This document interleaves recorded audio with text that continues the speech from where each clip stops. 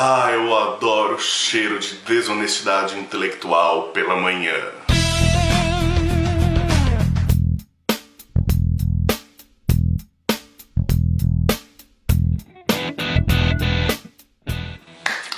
É isso aí, gente. O cara me mandou essa pergunta num vídeo.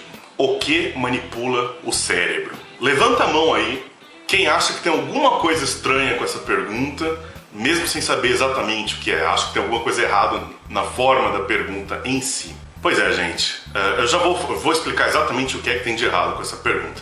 Esse é o grande problema das pseudociências atualmente. Essas crenças New Age, né, que vem acontecendo já de algumas décadas pra cá. O problema é que pega numas pessoas meio ou ignorantes, né, ou meio desequilibradas ou meio ignorantes, e aí, vira uma bola de neve, cresce, não para nunca mais. Essas coisas tipo O Segredo, Quem Somos Nós, né, esse amontoado de asneira. Primeira coisa, o que é que tem de errado com essa pergunta? O que é que manipula o cérebro? É uma pergunta falaciosa. É uma pergunta desonesta. Onde está a falácia nessa pergunta? Essa falácia se chama falácia da pressuposição. Você pressupõe alguma coisa já na sua pergunta ou já na sua afirmativa. E você induz o seu interlocutor, ou pior ainda, quem está assistindo, a acreditar na sua pressuposição. É uma das desonestidades mais utilizadas, por exemplo, por líderes religiosos. É horrível, assim, é muito manipulador, é feio pra caramba. É a mesma coisa que eu perguntar pra você que está assistindo o vídeo. Eu chego e pergunto pra você: com que idade você cometeu o seu primeiro crime? Pô, né, primeiro, quem disse que você cometeu um crime? Em segundo lugar, quem disse que se cometeu foi mais de um? Né, eu já pressupus duas coisas numa pergunta só e tô induzindo as pessoas a acreditarem que você já cometeu mais de um crime. Tô induzindo todo mundo.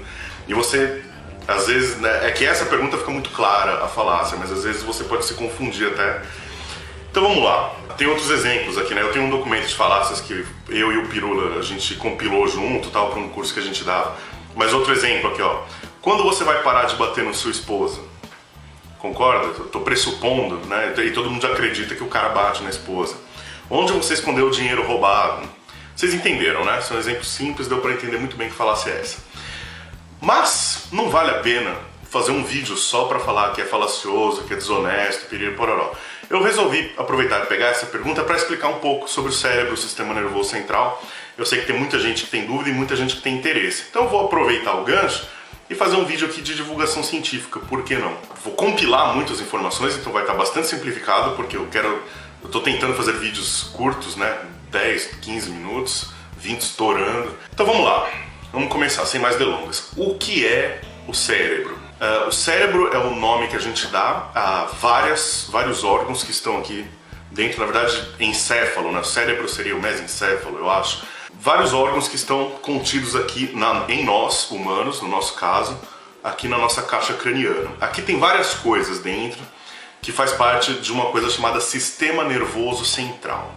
Faz parte. O sistema nervoso central não está inteiro aqui, mas a maior parte está aqui. O que é o sistema nervoso central? O sistema nervoso central é composto pelo encéfalo, por várias coisas que estão aqui dentro, né? Encéfalo, ponte, bulbo, cerebelo, enfim, e a medula espinal, que está aqui nas costas, né? Que segue aqui. Então, esse conjunto todo aqui é o nosso sistema nervoso central. Como ele funciona? Vamos tentar colocar isso em forma de conceitos e não de dados científicos neurológicos, especificamente para vocês entenderem a ideia de como funciona. Para entender como funciona, vamos falar um pouco de evolução. Como é que apareceu esse sistema durante a evolução? Ele apareceu ao primeiro momento em organismos muito simples, mas já pluricelulares, né, nos metazoários, em animais, coisas semelhantes aos selenterados, aos quinidários, né, a água-viva, alguma coisa assim, os pólipos e alguns vermes. Qual é a ideia de um sistema nervoso central? Muito bem, um organismo vivo, ele deve perceber o ambiente à volta dele. Por mais simples que ele seja, uma bactéria, um vírus, qualquer coisa, ele tem que perceber o ambiente em volta dele. Como é que ele percebe? Ele vai ter, no caso de alguma coisa unicelular, uma bactéria, ele vai ter proteínas ali, organelas, responsáveis por perceber algumas mudanças químicas e às vezes até de luz no ambiente dele. Isso vai dizer para ele para onde se movimentar, o que ele pode comer, o que ele não pode, o que ele pode fagocitar, o que ele não pode. Quando a gente está falando de metazoários, animais, isso fica um pouco mais difícil de acontecer, não basta ter organelas celulares. A gente vai precisar de células especializadas em perceber o ambiente. Só que perceber o ambiente não é o suficiente. Eu encosto a mão lá no fogão quente e percebo, nossa, está quente, está queimando a minha mão. Não basta perceber, certo? Tá? E vai ficar fritando a minha mão lá. O que eu preciso? Eu preciso reagir a essa informação. Então o sistema nervoso central, o papel dele é esse. Ele percebe o que está acontecendo à sua volta, no seu ambiente, ele conduz essa informação até no nosso caso, até um grande aglomerado, um grande gânglio nervoso que é o nosso encéfalo. Nesse centro vai ser associado essa informação a várias, talvez, memórias que você tenha, ou outras sensações. Vai ser processada essa informação, um grande processador, e vai tomar a decisão do que é melhor ser feito. Então, nesse caso simples, de eu encostar a mão em alguma coisa que está muito quente, né? Sei lá, vamos supor que isso aqui está muito quente, eu encosto o dedo. Então, algumas células nervosas que eu tenho aqui, elas são especializadas em perceber temperatura, vão mandar essa informação. Essa informação corre através de células nervosas, corre até minha medula espinal, sobe para o meu cérebro e fala, olha, tem uma situação de potencial perigo aqui acontecendo, está danificando as células aqui.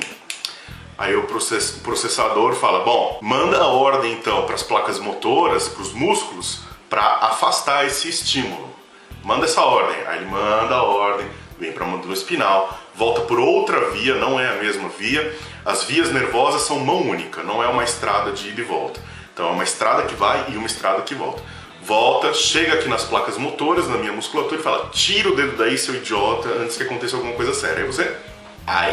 Existem variações disso, às vezes não chega no processador, no caso de estímulo doloroso, às vezes não chega no processador, chega depois, né? Às vezes é a própria medula espinhal que manda a ordem para ser mais rápido isso, né? Todo mundo já deve ter tido essa experiência de, sem olhar, encostar em alguma coisa muito quente, muito fria, tirar a mão e só depois é que você tem a sensação de calor ou de frio.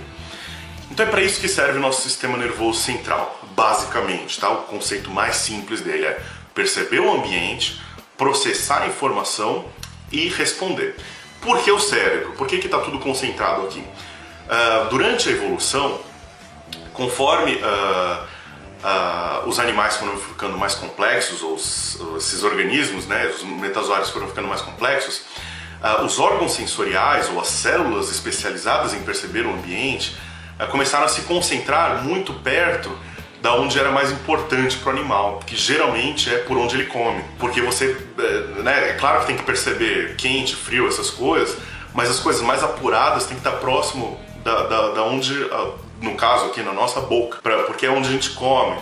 É como a gente vai perceber se é algo que pode ser comido ou não.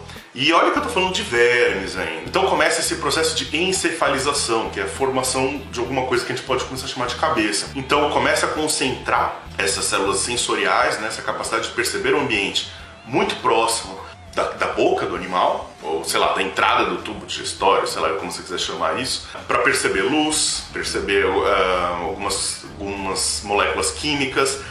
Tem alguns peixes, por exemplo, tubarão, que percebem variações eletromagnéticas, enfim, os órgãos sensoriais começam a se concentrar perto da onde o animal ingere. E, para não perder tempo de via e de processamento, processar as coisas num corpo muito espalhado, como uma água-viva, por exemplo, que ela não tem um centro nervoso, né? O sistema nervoso dela está todo espalhado. Isso leva tempo e não é preciso. Corresponderia, eu sei que é comédia, né? Mas corresponderia, sei lá, alguém queimar o meu braço esquerdo e eu mexer o meu direito. Não é muito preciso, né? Não é muito delicado, não existe muita acuidade na resposta. Então começa a ter esse processo de encefalização para quê? Para ter um centro de comando, um centro de processamento, onde vão chegar todas as informações e de onde vai partir todas as ordens. E costuma-se concentrar esse grande gânglio, no nosso caso o encéfalo, perto dos principais órgãos sensoriais. Qual é o principal órgão sensorial humano? Disparado, visão. Nós somos animais essencialmente visuais. Ah, mas um cara que é cego, então ele não vive? Não, é claro que ele vive, não é isso. Não estou querendo dizer que é tipo, sem isso a gente morre. Mas nós somos animais, pra gente ter confiança em alguma coisa, não basta a gente ouvir, não basta a gente sentir o cheiro, não basta a gente sentir o gosto, não basta a gente sentir o tato, né, o formato, sei lá, a superfície, a textura. A gente precisa ver. A hora que a gente vê é que a gente faz confiança, a gente tem confiança no que a gente está vendo. Nós somos animais muito visuais, então esse é o nosso principal órgão sensorial. Está perto de onde a gente come, está muito perto, e o nosso centro de processamento está muito perto de tudo isso aqui. E aí vamos tentar responder essa pergunta: o que é que manipula o cérebro? Essa pergunta óbvia, falaciosa. Sei lá, de repente um cirurgião manipula anatomicamente um cérebro, um médico legista manipula anatomicamente um cérebro. O que é que manipula o cérebro? Não existe nenhum indício, nenhuma evidência, nenhum motivo para acreditar que existe algum tipo de inteligência organizada, ou força maior, ou força física universal manipulando o funcionamento do cérebro. O nosso sistema nervoso central, ele é autônomo per se nesse papel dele. Ele percebe o ambiente, processa as informações e manda as respostas. É óbvio que quanto mais complexo é esse encéfalo, no nosso caso um dos mais complexos que tem, mais detalhes existem aí no meio, né? A gente começa a ter centros diferenciados para coisas diferentes, ou às vezes mais de um centro para a mesma coisa, né? Então tem sei lá, o córtex occipital primário, que é onde eu formo uma imagem. Aí eu tenho o córtex occipital associativo ou secundário, não, acho que associativo é o terciário já. Aí o secundário, que eu vou associar com uma informação assim, ou buscar na memória aquilo que eu estou vendo. Aí vem o associativo, que eu vou associar com o que eu estou ouvindo, com o que eu estou sentindo, sei lá, com que outra pessoa, com outras informações. Enfim, eu posso até fazer uma série toda sobre neurociências. É uma das minhas especialidades, meu mestrado foi em neurociências, psicobiologia especificamente, e biologia do sono. Então eu posso entrar nesses detalhes se interessar. Mesmo se não interessar, volte e meia eu vou voltar nesse assunto, porque divulgação científica nunca é demais, né? Eu acho importante. Então é isso, não existe absolutamente nada superior manipulando o cérebro do ser humano, nada disso.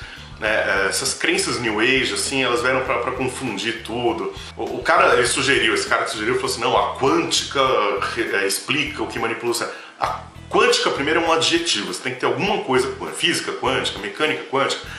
Eu vou explicar aqui, rapidinho, para terminar o vídeo, um dos principais erros, ou por que chegaram nessa balela de física quântica. O que eu estou falando agora eu tirei da revista Scientific American, tá? Não é da minha cabeça.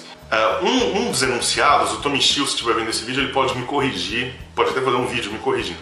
Mas se eu não me engano, um dos enunciados da mecânica quântica, da física quântica, é que subpartículas atômicas, ou partículas muito, muito pequenas, elas são afetadas pelo observador. Então o simples fato de você observar aquela partícula, ela já não está se comportando como ela se comportaria se você não estivesse observando. Existem algumas ideias, tipo, você está observando significa que você está emitindo fótons nessa partícula, isso muda tudo.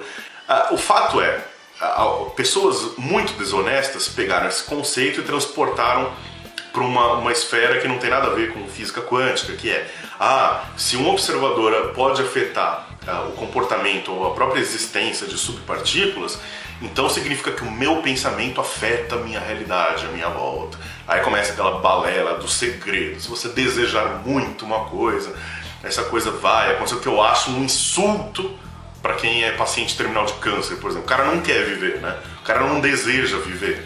Por isso que ele tá morrendo. Você começa a colocar culpa nas pessoas, delas morrerem, delas ficarem doentes, delas ficarem pobres, se fuderem, de se divorciar, de ser demitido, sabe? Fujam das crenças New Age, que é pseudociência. Eu posso fazer um vídeo sobre pseudociência depois, se vocês quiserem.